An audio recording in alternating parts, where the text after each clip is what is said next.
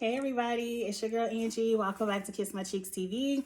Let's jump into Belle Collective. I know I'm late, but I got busy and I didn't even watch Belle Collective until this morning. I'm going to title this episode Wigs, Waffles, and Headbands because Letitia, your headband was sliding all over the place all episode. It was like the Ray J challenge. Every time they panned the camera to you, your headband was in a different. One time it was all the way down your back, girl. And you have no friends. You have no friends.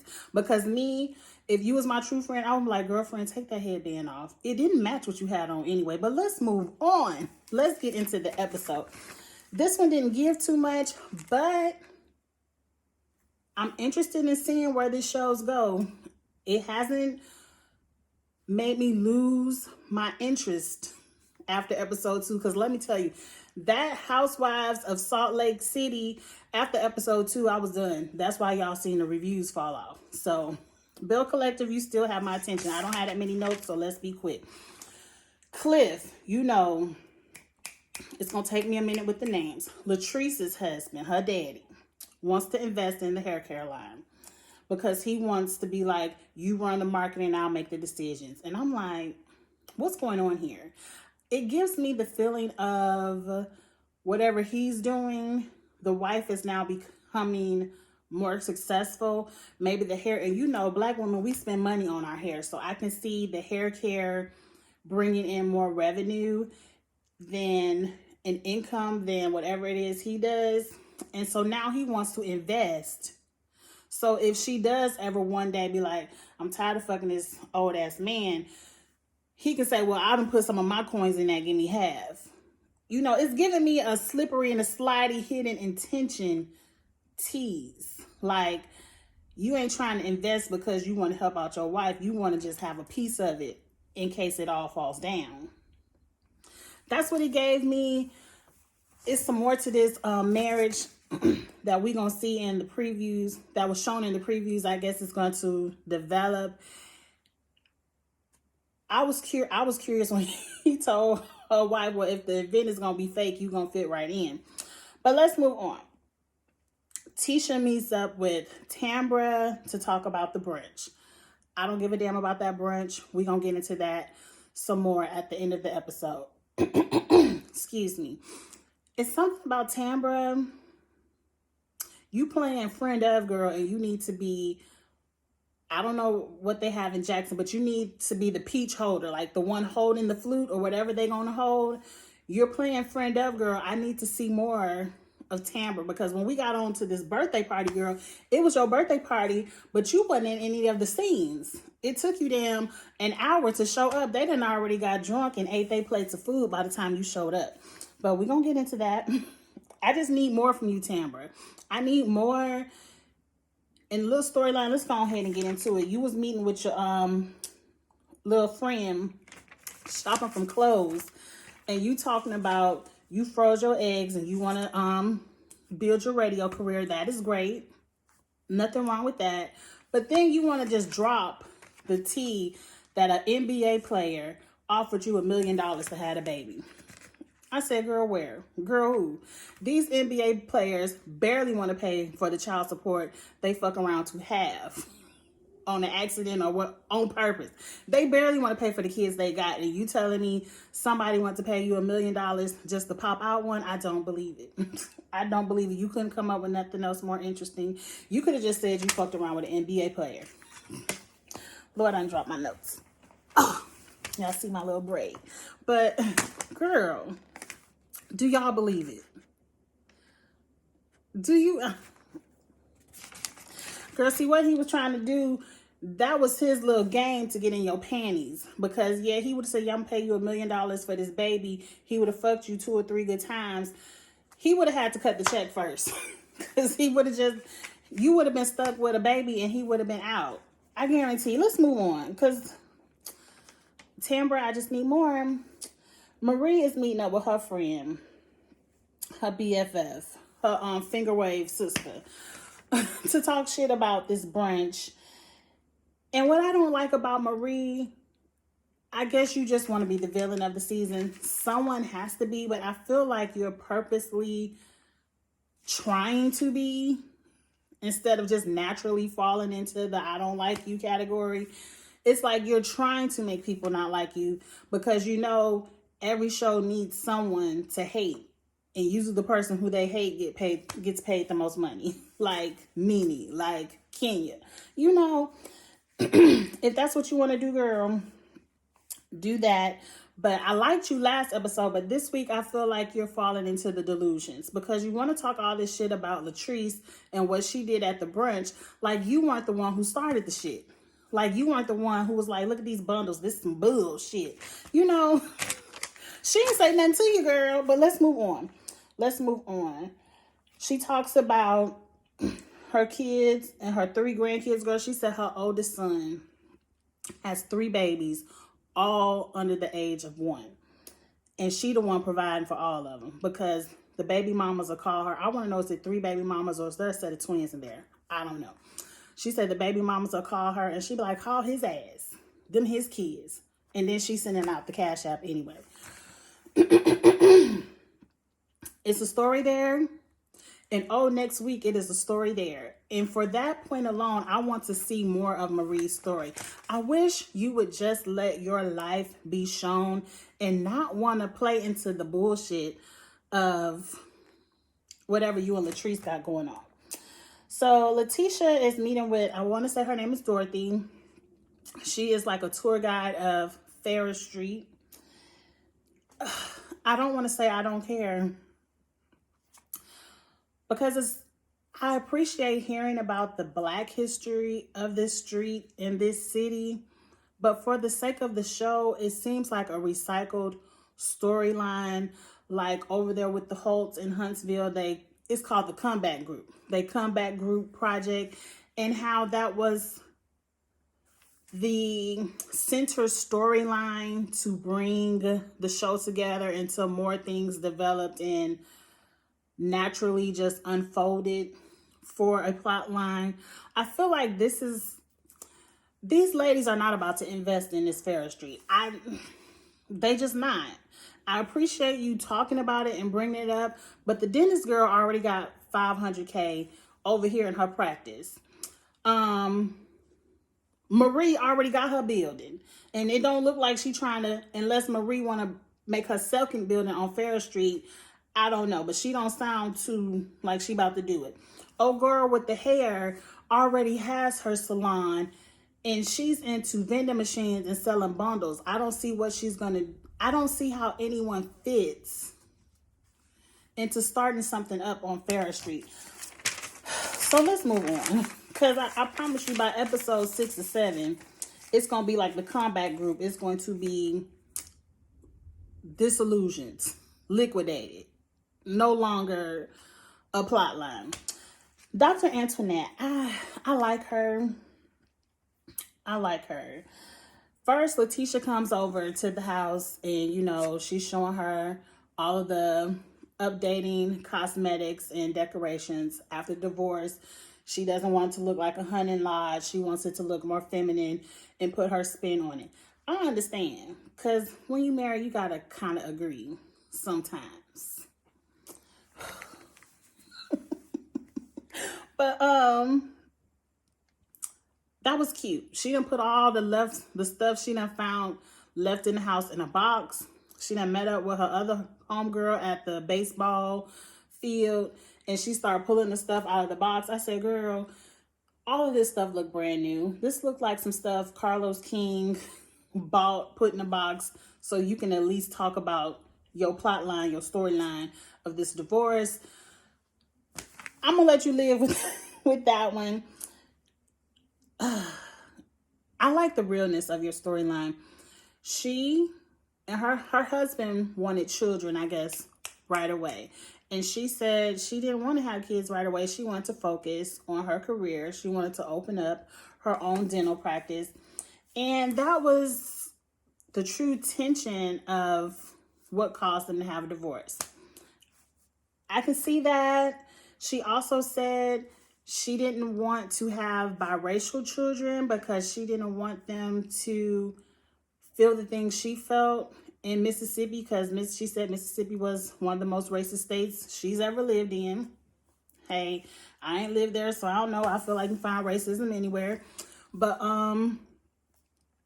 she didn't want people to make fun of her kids' skin tone, I guess. Girl, put them in a black school. I don't know.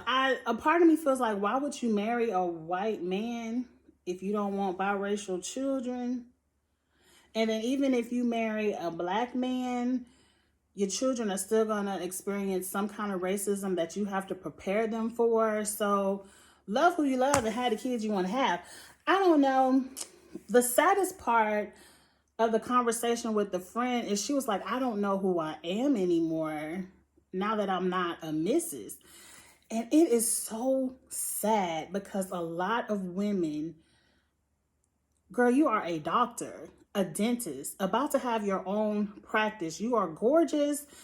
Obviously, you coined that because you can afford the lifestyle that you have on your own, educated, and you still don't feel like you don't know who you are and you are not enough because you aren't a wife.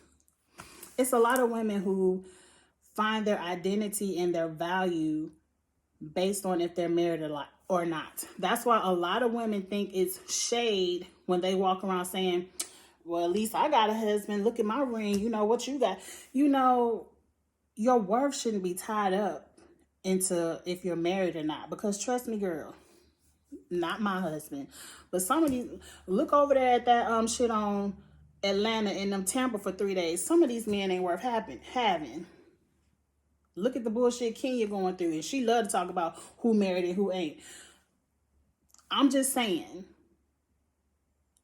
you have it going on, Antoinette, girl. And it was just sad to see you break down and cry because a part of your self-worth was tied up into being married or not. I hope you work that out. If you ever see this video, know you are enough. And you doing the damn thing without the husband, girl. We are proud of you for you being you. You know, and I don't even know you, girl, but through the TV. But let's move on. Let's get on over to this party.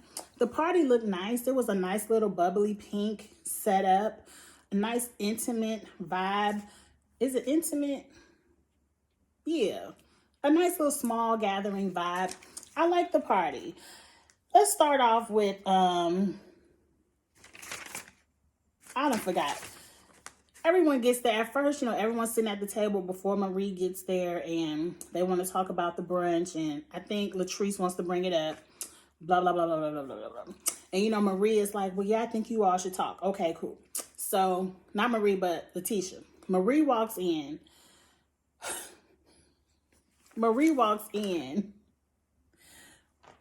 I don't know where Marie thought she was going. But, girl, it was cute. It was cute.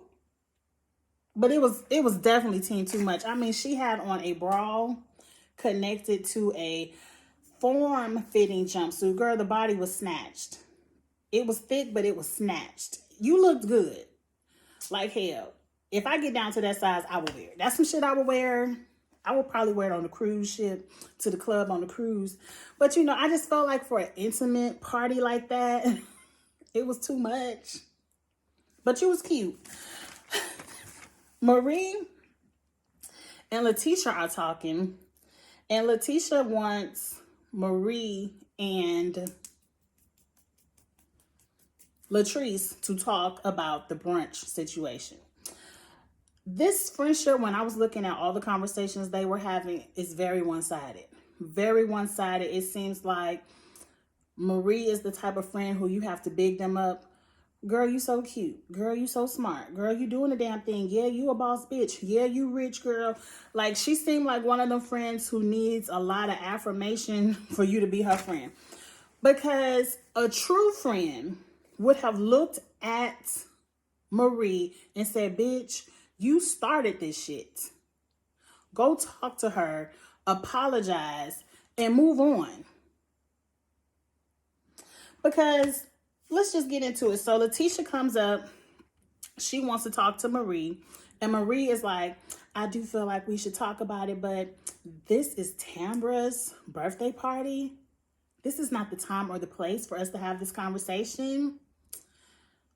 And see, if I was Tisha right there, I'm like, bitch, but my event was the time or the place. Like Latrice said, her office hours are from 10 to 5, not at the brunch. You know, very one-sided, very, very one-sided. And that's why I love my best friend. I love all of my friends because I surround myself with people who can tell me when I'm right and who definitely can tell me when I'm wrong. And my best friend loves it. I ain't gonna say she loves to tell me when I'm wrong, but she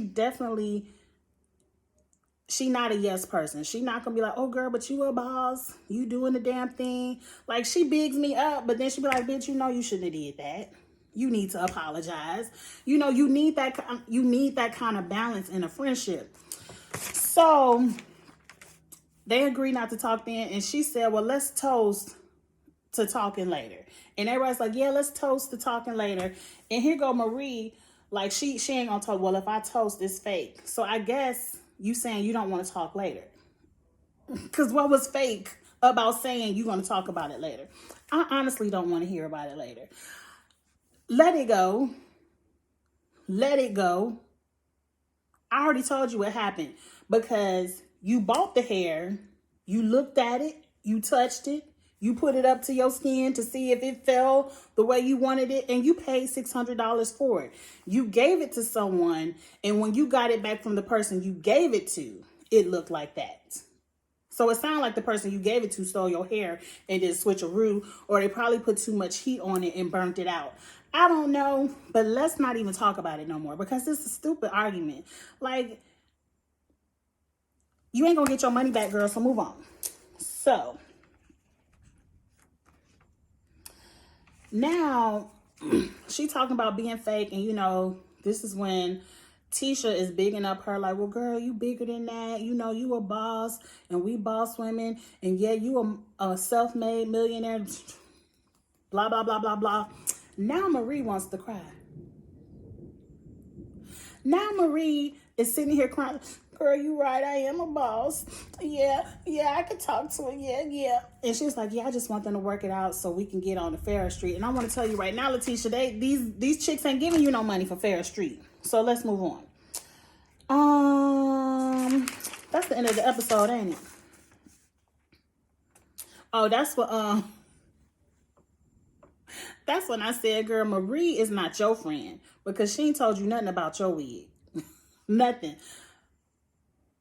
Tisha, just get some better wigs. That's all I'm going to say. They got you on TV looking a mess, girl. But moving on. So now Tisha and Antoinette have to talk. I can tell right now this is later on in the party because Tisha looks like she has a little perspiration. It could have been hot outside too, but she definitely looked a little bit tipsy to me. She talking to Antoinette, and the main part of this conversation was, girl, I'm so sorry. I promise I'm never going to talk about your events no more. You'll never hear another negative word. I did talk some shit about your event. Well, girl, it's okay you talk shit about my event because look at your wig. It ain't even pulled all the way down. And then she snatched that girl wig down. It would have been a fight. It would have been a fight. She snatched the wrong one's wig. Antoinette is the nicest and sweetest one. She snatched the wrong girl's wig down. The right one. She snatched the right one. Because as soon as you would have put your finger all up in my face like this, defense is to go like this. You know, you touched the right one's wig. But it was hilarious. It was hilarious. I hollered at the TV. I was already expecting it from the preview. A great TV moment. We ain't never seen nobody snatch nobody's wig down before. And Antoinette wasn't too upset that she did it, but whatever. But it did timbre party. She did a little birthday speech, and that's the end of the episode. And that's it. Belle Collective, you still have my attention. You still have my attention. Next week, I really want to see this son with this punched a hole in the wall. I really want to see what develops from that. Because I'm telling you, I don't know what I would do. I don't know what I do, but I can tell you this. Whatever I did do couldn't be filmed for no reality TV show. It would not be on camera. That's why I'm curious to see what will be. Anyway, until next week, I'll try to be on time. Ready to Love is gone off. So Belle Collective will be the only thing on OWN on Friday night. So you don't have no competition now that, that Ready to Love is gone off. But anyway, like, comment, share. Go ahead and hit subscribe. And I'm sticking in there with it. All right. Get in the comments and let me know what you thought about this week's episode. And I'll see you next week for the next review. Have a good one. Bye.